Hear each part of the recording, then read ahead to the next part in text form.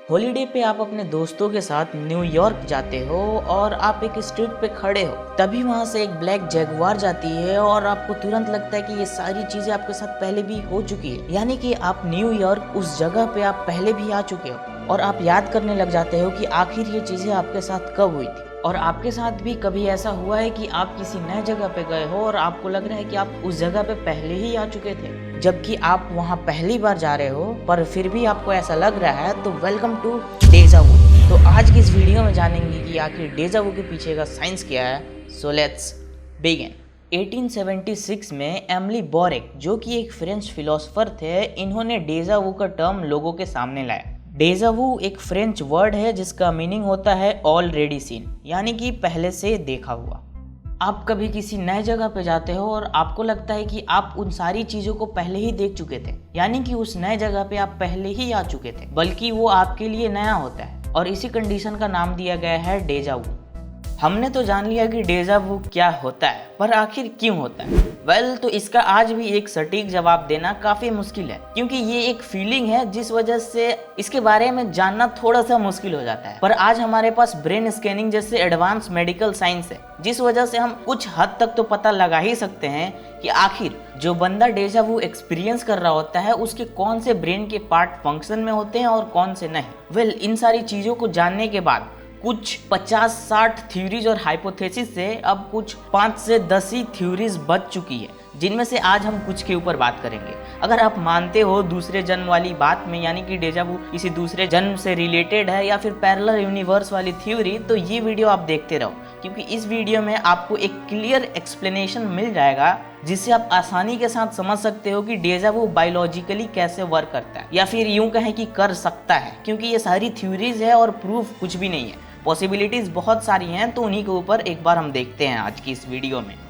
Dual neurological processing 1964 में Robert Efron ने इस थ्योरी को बताया। इन्होंने यह पाया कि हमारे ब्रेन में सेंसरी इंफॉर्मेशन लेफ्ट हेमिस्फीयर के टेम्पोरल लोब में 2 बार प्रोसेस होती है, एक बार लेफ्ट हेमिस्फीयर से और एक बार राइट हेमिस्फीयर से, और इसमें स्लाइटली डिले होता है। और अगर इंफॉर्मेशन मिसमैच हुआ तो एक चीजें हमें 2 बार एक्सपीरियंस होती है। अगर हम स्ट्रीट वाले सिचुएशन को एग्जांपल में लें, तो जब हम स्ट्रीट पे होते हैं तब हमारे ब्रेन में कई सारे इंफॉर्मेशन एक साथ जारी होती हैं, जैसे कि वहाँ कितनी गाड़ियाँ हैं, वहाँ पे जो लोग होते हैं, और वहाँ का टेम्परेचर क्या है, हवा की स्पीड कैसी है, वहाँ पे जो बिल्डिंग है उसका स्ट्रक्चर क्या है, उसका टेक्सचर क्या है, ये सारी इंफॉर्मेशन हमारे ब्रेन में जा रहा होता है। और अगर इसमें मिसमैच हो जाता है, कोई सा भी डिटेल हमारे ब्रेन के पास थोड़ी देर बाद पहुँचता है, तो हमें एक सिचुएशन 2 बार एक्सपीरियंस होता है। इसी तरह एक और थ्योरी आता है स्प्लिट परसेप्शन एक्सप्लेनेशन, जो कि हमें यह बताता है कि कभी कभी हमारा ब्रेन फोकस सही से नहीं कर पाता है, यानी कि इसमें कुछ ऐसा होता है कि हम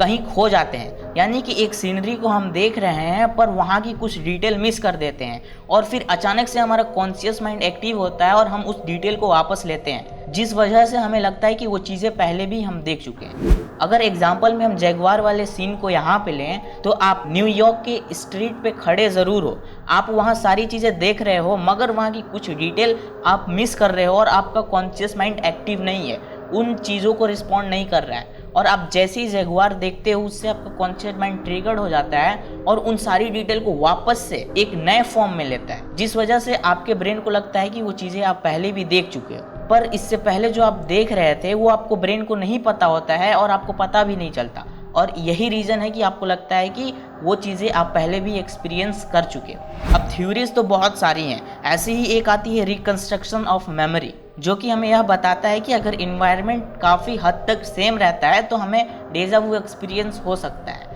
जैसे कि अगर इसमें भी हम जैगवार वाले एग्जाम्पल को लें, तो आप कहीं अपने ही सिटी में जैगवार कार को देखे होगे ट्रैफिक के पास, जो कि आप देख के उस वक्त इग्नोर कर दिए होगे, पर वो इन्फॉर्मेशन आपके ब्रेन में स्टोर हो गई होगी। और न्यूयॉर्क सिटी में जब आप होते हो तब वहाँ से जैसी ही जैगवार जाती है वैसे आपका वो इन्फॉर्मेशन एक्टिव हो जाता है जो आपने कभी देखा था जैगवार को पास होते हुए, पर आपको याद नहीं आ पाता है कि आपने वो कब देखा था, जिस वजह से आपको लगता है कि वो सीन आपके साथ दोबारा भी हो चुका है, और आप कंफ्यूजन में पड़ जाते हो। आप न्यूयॉर्क पहली बार आ रहे हो पर फिर भी ये सारी चीज़ें क्यों हो रही हैं, आपको क्यों लग रहा है कि ये चीज़ें पहले भी हुई हैं। खैर जो भी हो, थ्योरीज बहुत सारी हैं और पॉसिबिलिटीज भी बहुत सारी है। हो सकता है कि इनमें से सारे के सारे रीजन हो डेजा वू होने के, या फिर कोई और बात चल रही हो। अब सच्चाई कौन जानता है, पर विश्वास करने को तो लोग कभी चपटी धरती पे भी विश्वास करते थे, पर सच्चाई जो है वो तो हमेशा सच्चाई ही रहेगी। तो ज़रूरी है कि साइंस को सपोर्ट किया जाए और असली सच्चाई को जाना जाए। जो कुछ भी नहीं जानते उसे जानने की कोशिश की जाए, क्योंकि खाली बैठ के कुछ भी मान लेने से ये ज़्यादा बेहतर है। तो आज के लिए बस इतना ही। उम्मीद करता हूँ आपको ये वीडियो पसंद आई होगी और डेजा वू का एक एक्सप्लेनेशन मिल गया होगा, और अब आपसे कोई पूछे तो आप बता सकते हो। तो फिर से मुलाकात होगी एक नई स्टोरी में, एक नए कल्पनाओं के साथ, एक नई शुरुआत से। Till then stay curious, bye.